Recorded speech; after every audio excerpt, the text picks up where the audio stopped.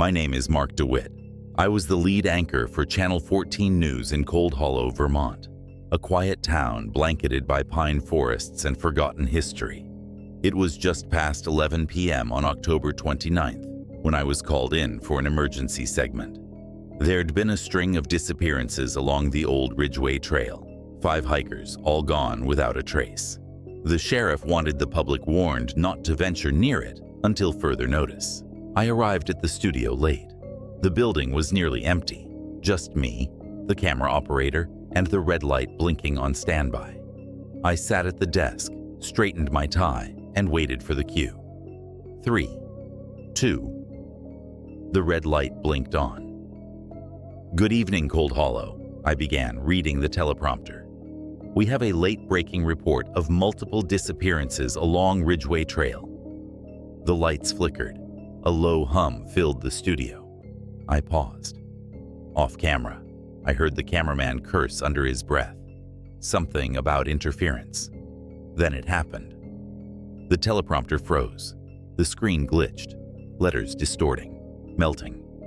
And behind the words faintly, another image started to bleed through. A face. Pale, eyeless, mouth agape in a scream that made no sound. I looked around, confused. But the studio was dead silent.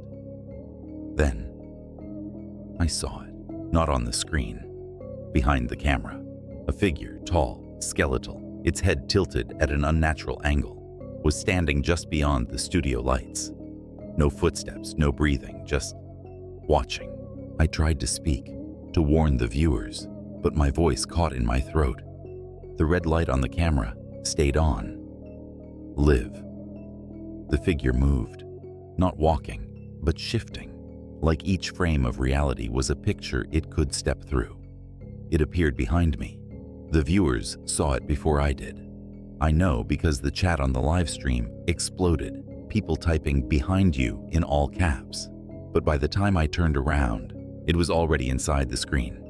The monitors cracked, the studio lights burst, and the last thing the camera recorded was my face, frozen in shock, as something pulled me backward, into the darkness of the broadcast itself. The feed cut to static. I was never seen again, but the footage, what little was saved, circulated online for days before the network scrubbed it clean. Some say if you play it at exactly 11:11 p.m., you can still see my silhouette in the static, mouthing words that don't match the sound. It watches. It waits. It wants you to look.